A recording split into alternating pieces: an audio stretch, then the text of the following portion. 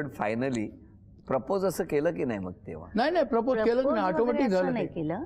त्या चिठ्ठ्या ही मला द्यायची चिठ्ठी, मी यांना द्यायची.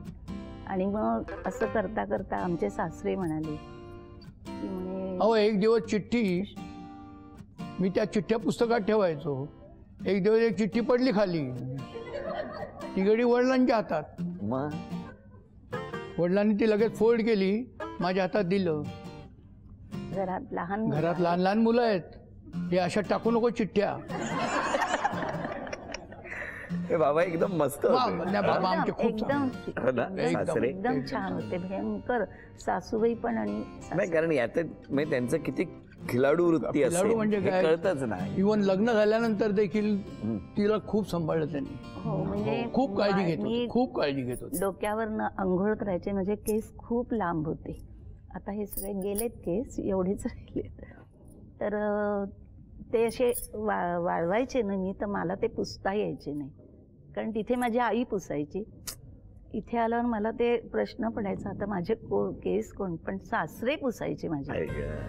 लेकीसारखं प्रेम, अगदी लेकीसारखं. पंखा लावायचे आणि त्या पंख्याच्या ह्या साईडला मला उभी करायचे, केस असे सोडायचे, पुसायचे आणि ते पंखा हे करायचे. Table fan. आज मिस करताय? खूपच, दोघांनाही. म्हणजे आजी आणि आजोबा म्हणजे खरोखरी देव माणूस.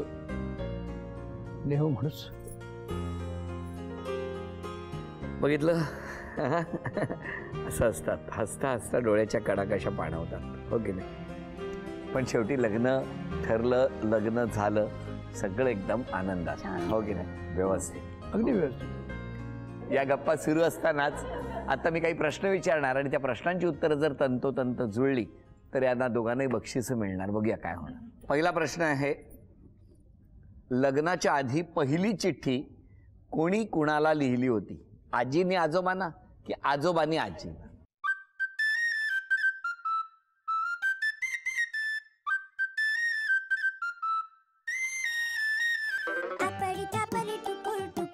बघू द्या, तुम्ही दाखवा.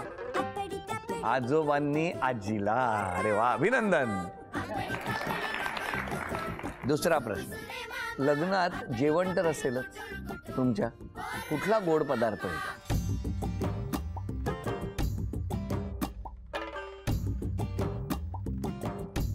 दाखवा. जिलेबी. तेव्हा येऊन जाऊन जिलेबीच होती. आजोबांची आवडती हिरोईन कुठली?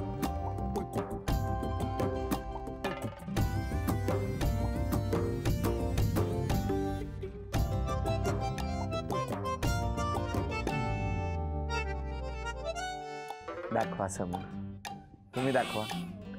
वहिदा रहमान.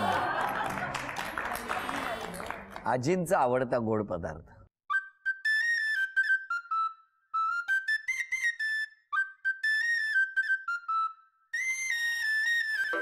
दाखवा. बासुंदी. त्यांनी कसला सोयीचा मार्ग निवडला. मी माझ्या वडिलांना म्हटलं, अण्णा हो हा मुलगा मुका आहे का बोलका आहे कसं समजायचं? काहीच बोलला नाहीये, आपल्याला कसं कळणार? बरोबर. ते म्हणाले घाबरू नकोस, मी यांना बघितलेलं आहे, तेव्हा ते त्यांच्या ड्रायव्हरशी बोलत होते, म्हणजे बोलतो, त्यामुळे ते बोलके आहेत. मी एक कंडिशन ठेवली होती. काय? तर माझ्या आतापर्यंत 10-12 मुली बघून झालं होतं, आणि एक कंडिशन ठेवली, जी मुलगी माझ्या हातात चहा देईल त्या मुलींनी पसंत केली, आणि हिने माझ्या हातात चहा आणून दिला. हा बात आहे. मग तिने मला एकदा प्रपोज केलं की आमच्या घरी येतात म्हणून. त्यांच्या घरी मी गेलो होतो तिथे. त्यावेळेला दादा आणि आई तिथे होत्या. त्यांनी बघितलं का म्हणजे चांगलाच पकडला की म्हणून त्या झालं. मग आमच्या घरी सांगितलं मी माझ्या वडिलांना सांगितल्यावर त्यांनी काय केलं, कोणती मुलगी म्हटलं, ती पिकनिकला आपल्याकडे आली होती त्यावेळेला आली ती मुलगी. ती हो म्हटलं, तीच. करायचं तर कर, माझं काही म्हणणं नाही, पण मुलं काळी होती. काळी मुलं झाली तर नंतर माझ्या नावाने ओरडू नको असं बोलले. मी दुसरी मुलगी करून येणार नाही. हे त्यांनी सांगितल्यानंतर प्रश्नच मिटला. म्हणजे ही जबाबदारी तुझी तू घेतलेली आहे आणि तू ती निभावली पाहिजे शेवटपर्यंत. त्यामुळे ती माझ्यावर दादागिरी करते उठता बसता. कारण माझ्या जबाबदारी उठवण्यात सगळे संप निभावण्याची आहे, तिच्यावर काहीच नाही आहे. हो. काय हो, त्यांचा स्वभाव असाच आहे ना, असंच मोकळा. मोकळा आहे. जरा जास्तच मोकळा. आजोबांच्या स्वभावातलं काय वेगळेपण आहे असं वाटतं हो तुम्हाला? ते तसे खूप रसिक आहेत, असं होतं सगळ्यांना. आणि घरचं वातावरण एकदम प्रसन्न ठेवतात. भाजीला गेले की पिशव्या भरून, 3 माणसं आम्ही खाणारी, पिशव्या भरून कशाला आणलं, अरे ती बाई इतकी गोड बोलत होती, इतकी छान. आजी तुम्ही लक्षात ठेवा, त्याचे आभार माना की तेव्हा ह्यांना MBBS ला ऍडमिशन नाही मिळाली, नाहीतर काय खरं नव्हतं, एवढे थांबले नसते ते.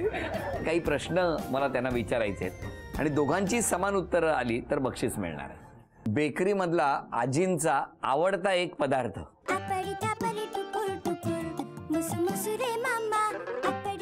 दाखवा समोर समोर. मावा केक. तुमचं काय आहे?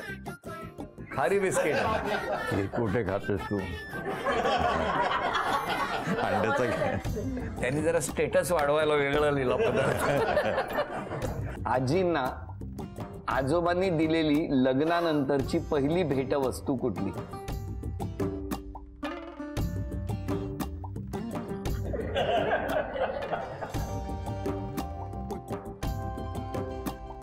लिहिली? सांगा आजी. मला भेटवस्तू आठवत नाही. हा, दिलीच नाही.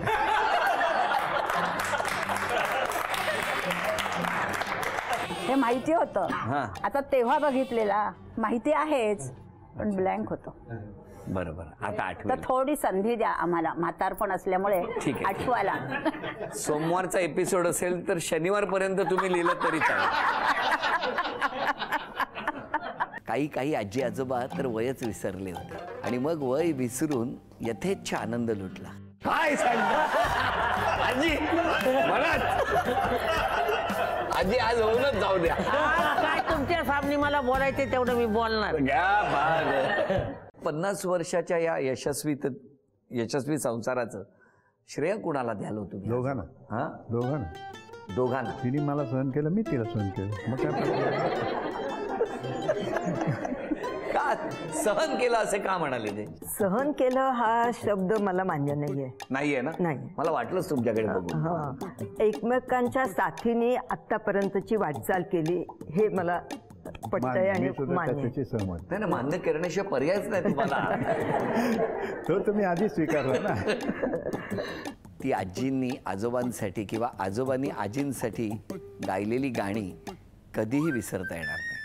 ए मेरी गोहर जबी तुझे मालूम नहीं, तू अभी तक है हसीन और मैं जवान, तुझ पे कुर्बान मेरी जान मेरी जान. डोळ्यात वाच माझ्या तू गीत भावनांचे. वा वा, क्या बात आहे. तुम्हाला नाही असं एखादं त्याच्यावरती काय उत्तर द्यावं असं वाटत? मजवरी तयांचे प्रेम खरे, मजवरी तयांचे प्रेम खरे, मजवरी तयांचे प्रेम खरे, मजवरी तयांचे प्रेम खरे. जे पहिले जणले ते उरे, जे पहिले जणले ते उरे, मजवरी तयांचे प्रेम खरे. वा वा वा वा.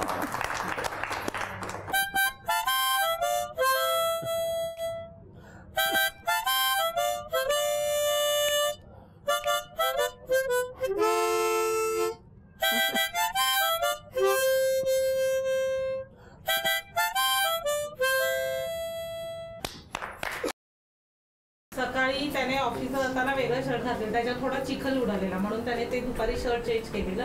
आम्ही बघितलेलं ते त्याने चेंज केलेलं शर्ट बघितलेलं, चिखलाने भरलेलं शर्ट पुन्हा त्याने संध्याकाळी घरी जाताना घातलं. मग तुम्हाला लगेच डिटेक्टिव्ह तुमच्यातला हा?